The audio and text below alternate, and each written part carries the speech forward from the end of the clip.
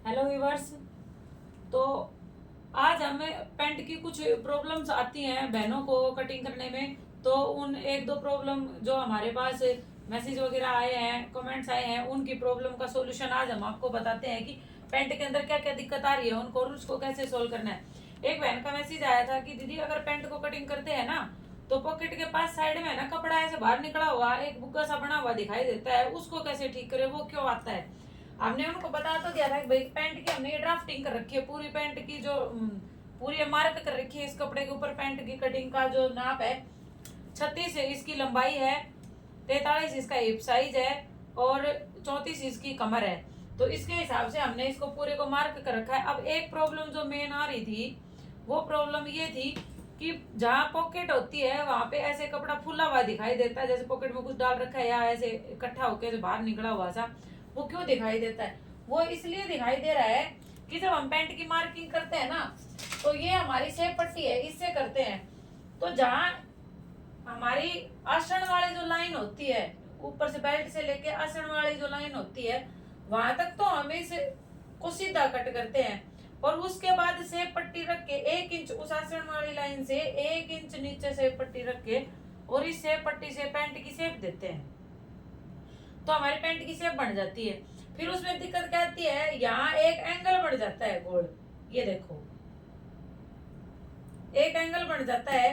तो इस एंगल में क्या दिक्कत आती है, जब ये एंगल बढ़ता है तो हम सिलाई भी इस एंगल के हिसाब से ऐसे करके कर देते हैं। फिर भैया कपड़ा है ये तो ऐसे एंगल तो फिर बाहर ऐसे नोक सी बनी दिखाई देगी, वो भद्दी लगती है पैंट के ऊपर, पैंट की फिटिंग अच्छी नहीं आती और थोड़ी अनकंफर्टेबल सी लगती है। उस समस्या को सोल्व करने के लिए क्या करते हैं, उसके दो तरीके हैं सोल्व करने के। उसका तरीका पहला ये है, या तो आप अच्छे से कपड़े सिलने जानते हो तो हाथ से ही उसको गोलाई दे दो आधा इंच अंदर से, ठीक है। अगर हम इस तरह से गोलाई नहीं दे पाते तो उसका एक तरीका और है, जिस शेप पट्टी को हम ऐसे रख के निशान लगाते हैं उस शेप पट्टी को आप उल्टा पलट दो वापिस। और ये जो हमने किनारे के ऊपर जो लाइन लगा रखी है बाहर छोड़ने के लिए 1/2 इंच, किनारी कभी ऐड नहीं करनी, किनारी से कपड़ा खिंचा हुआ रहता है। जब भी हम कपड़ा कटिंग करते हैं तो किनारी को हम निकाल देते हैं। तो इस शेप पट्टी को इस किनारी के पास जो लाइन लगा रखी है इस पे रखो और नीचे जो लाइन है ना, ये नीचे शेप वाली लाइन दी है इसके मिला दो। देखो ये यहाँ से भी मिल गई और यहाँ से भी मिल गई। अब इसको क्या करो, इसको लाइन लगा दो ऐसे यहाँ से, ये देखो दोनों में। अब ये लाइन इस लाइन से इस लाइन तक हमने मिला दिया। अब आप देखोगे ये पहले वाली लाइन थी और ये जो शेप पट्टी लगा के हमने दोबारा की है वो लाइन है। तो देखो पहले यहाँ से यहाँ कटिंग हम करते तो एक नोक निकल के आती, लेकिन अब जब हम अंदर वाली लाइन 1/2 इंच अंदर की साइड जो लाइन लगाई है इसके ऊपर कटिंग करेंगे तो अब ये नोक नहीं निकलेगी, सीधी सिलाई ऐसे जाएगी तो नोक बिल्कुल भी नहीं आएगी, क्योंकि यहाँ पे हो गई गोलाई, क्योंकि 1 इंच नीचे, इससे 1 इंच नीचे जो था वो गोलाई होती है। एक बात और थी कि पॉकेट को कितने इंच के ऊपर पॉकेट का निशान लगाएं, कितने इंच के ऊपर पॉकेट लगाएं कि परफेक्टली हाथ उसके अंदर जाए। भाई पॉकेट लगाने का भी एक तरीका होता है। जब हम पॉकेट लगाते हैं, अगर आसानी से कस्टमर कहता है आसानी से अगर हाथ नहीं जा रहा पॉकेट के अंदर तो बेकार है पॉकेट लगानी। दूसरे हाथ से पकड़ के पॉकेट को जब उसके अंदर हाथ डालना पड़े तो ठीक नहीं है। पॉकेट ऐसी होनी चाहिए कि सीधा हाथ डालो इजीली हाथ जाए पॉकेट के अंदर। तो उसकी भी एक साइज होती है कुछ, तो भाई जितनी लेंथ की जो पैंट है उसके हिसाब से कर लो, वो थोड़ा सा देखना पड़ता है। बाकी जर्नली जो पैंटें होती हैं उनके अंदर आप क्या करो, जो ज्यादा छोटी साइज की पैंट है भाई 31-32 की है तो आप उसमें ये देखो, ये बेल्ट हमने ऊपर दो बेल्ट छोड़ी है 2 इंच की, इस बेल्ट को हम ऐसे मोड़ देंगे यहाँ से 2 इंच की और इसके अंदर बुकरम डाल देंगे, ये है आगे का पल्ला, ठीक है। अब हमारी पैंट है इतनी, अब हम पॉकेट लगाएंगे तो यहाँ तक तो सिलाई आएगी, पल्ला मोड़ेंगे उसको, बेल्ट जो मोड़ेंगे बुकरम डाल के उसकी, तो इसका जो निशान है ये 2 इंच है ना, छोटा हुआ हमारा ऊपर, इस 2 इंच वाले निशान से 2 इंच वाला जो निशान है इस निशान से आप, इस पैंट की लंबाई है 36 तो इसको 3.5 के ऊपर रख लो, 3.5 यहाँ से ये निशान लगा लो। और पॉकेट की का जो मुंह होता है वो कितना चौड़ा करना है, जो नॉर्मल है उसका 5.5। फिर जैसे जैसे मोटाई बढ़ती जाती है, हेल्थ बढ़ती जाती है, उसके हिसाब से आधा आधा इंच बढ़ाते जाओ भाई, हाथ जिसका जितना होगा उसके हिसाब से उसको बढ़ा लो तो ऊपर से 3.5 लोगे, फिर 3.5 लेके इसको, ये पॉकेट का बीच का है जहां हम पॉकेट का मुंह बनाएंगे हाथ डालने के लिए, तो यहाँ से 3.5 छोड़ना है, 3.5 के ऊपर पॉकेट लगाओगे तो इजीली आ जाएगा। ऊपर लगा दोगे तो चाक के नीचे, कुर्ते का जो चाक आएगा उसके नीचे आएगा, फिर हाथ नहीं जाएगा, कुर्ता बीच में आएगा। ज्यादा नीचे लगा दोगे तो जो भी पॉकेट के अंदर कुछ डालेगा तो वो घुटने तक चली जाएगी पॉकेट। तो परफेक्ट साइज है, 3.5 के ऊपर पॉकेट रखो और उसको नीचे 5.5 तक उसका मुंह खोल दो। बाकी ये वो निशान है जहां मुंह बनाना है, वो वाला 3.5। बाकी पॉकेट को रखना है इतना ही ऊपर, भाई यहाँ तक हमारा रबड़ आएगा, तो पॉकेट को ऐसे हिसाब से रखना है कि वो यहाँ तक आए। इसके बाद जब वो यहाँ तक आएगा और यहाँ तक, फिर इसको उसका मुंह किससे दबा देंगे, बेल्ट से दबा देंगे तो वो बंद हो जाएगी।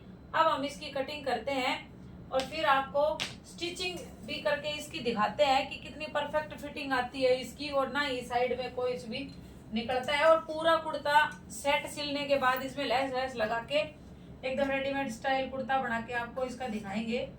तो अगले पार्ट के लिए इंतजार कीजिए। देखो हमने आगे वाले पल्ले की कटिंग कर ली है पैंट की, अब करते पीछे वाले पल्ले की कटिंग। एक ये भी था कि पीछे वाले पल्ले को कितना बड़ा ले कितना छोटा ले, तो थोड़ी एक आध बहने पूछ रही थी तो साथ के साथ ही बता देते उसको। पहले पीछे वाला पल्ला जो है उसकी कटिंग थोड़ी आगे वाले पल्ले से थोड़ा सा ज्यादा कपड़ा लेना पड़ता है। वो कैसे, ये हमने आगे वाला पल्ला जो काटा था वो एक बार दोबारा से कपड़े को बराबर करके उसके ऊपर रख लो, ठीक है। सबसे इजी, आगे वाला पल्ला कटिंग कर लो, पीछे वाले में कोई दिक्कत नहीं आएगी। इसको इसके ऊपर रख लो और 3 इंच के लगभग कपड़ा ऊपर छोड़ दो इसके। 3 इंच हमें ज्यादा लेना है आगे वाले पल्ले से पीछे वाला पल्ला। तो जहां जहां पहले तो हमने लाइन लगाई है ना, ये बॉर्डर था ऊपर वाली थी, इसके ऐसे लाइन लगा दो आर पार जो हमने पहले लगा रखी थी उन पे। ये आसन वाली पे भी लगानी है, ये आसन वाली लाइन है, इसके ऊपर भी आगे लाइन लगा दो नीचे वाले कपड़े पे। और ऐसे ही नीचे मोरी के ऊपर जो था निशान उसके आगे भी हम निशान लगा देंगे।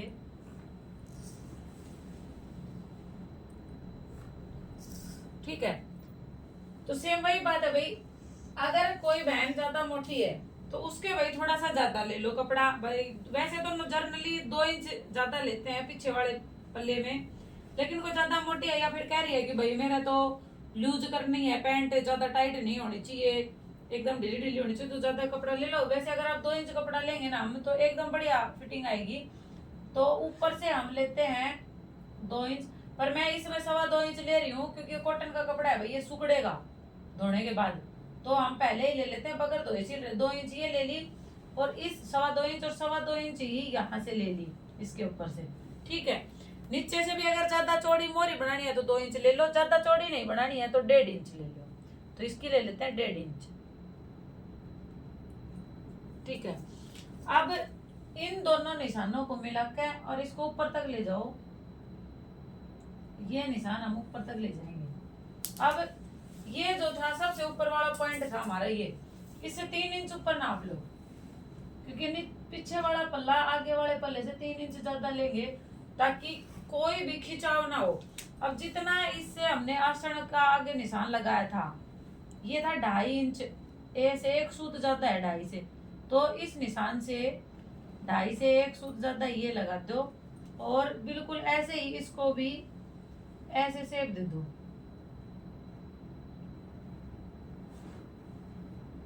ठीक है, एक बात का बहनों और ध्यान रखना सभी कि जब पैंट की कटिंग करते हो ना तो ये जो शेप है ना ये बिल्कुल ऐसे नहीं आनी चाहिए नीचे से।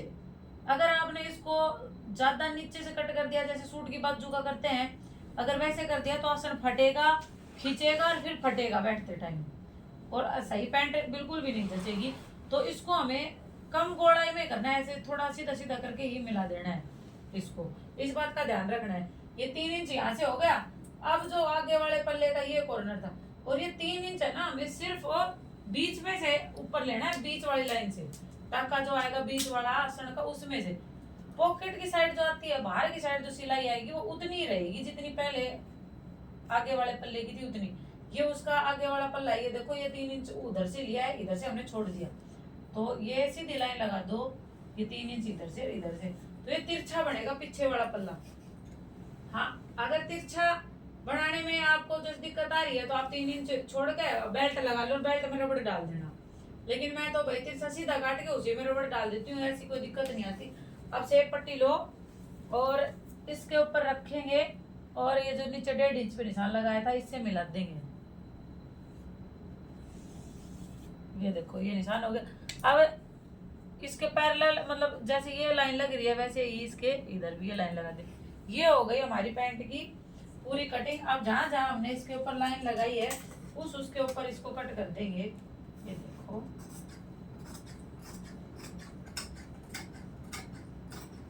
ये पीछे वाला पल्ला हमने 3 इंच उठा के लिया है आगे वाले पल्ले से।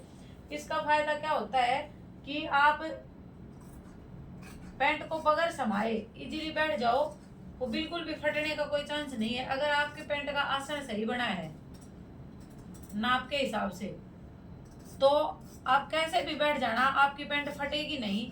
पैंट के हाथ लगाने की जरूरत नहीं है समाने की बैठते टाइम। आप लोग एक बार इस तरीके से पैंट बना के देखना। अगर आप मेरे को किसी को भी कोई समस्या आती है तो आप कमेंट कीजिएगा इस वीडियो के ऊपर, तो हम आपकी समस्या का समाधान करेंगे, बताएंगे कि इस समस्या को कैसे आप सही कर सकते हो। किसी भी प्रकार की पैंट सिलने में अगर दिक्कत है तो आप हमें मैसेज करना, कमेंट करना, उसी के ऊपर हम आगे दूसरी वीडियो बनाएंगे कि इस समस्या को हम कैसे सोल्व कर सकते हैं। ये हो गई हमारी पैंट की कटिंग। अब एक काम करना, जितने भी निशान हमने लगाए हैं ना उनके ऊपर कट जरूर लगा लेना ताकि सीलते टाइम कम से कम टाइम हमें लगे। क्योंकि अगर हम निशान नहीं लगाएंगे, कट नहीं लगाएंगे तो हमें बार बार फिर इंची टेप उठाना पड़ेगा नापने के लिए, और कट लगा देंगे ना तो इंची टेप, अब इंची टेप उठाने की जरूरत ही नहीं है। मैं इस पूरी पैंट की स्टिचिंग करूंगी लेकिन एक बार भी इंची टेप नहीं उठाऊंगी, बीच में पूरी पैंट की स्टिचिंग कर दूंगी लेकिन इंची टेप नहीं लूंगी। अब मैंने को पूरी को नाप दिया ऐसे। ये हमारे पॉकेट के निशान हैं, इनके ऊपर भी छोटे छोटे कट लगा देते हैं।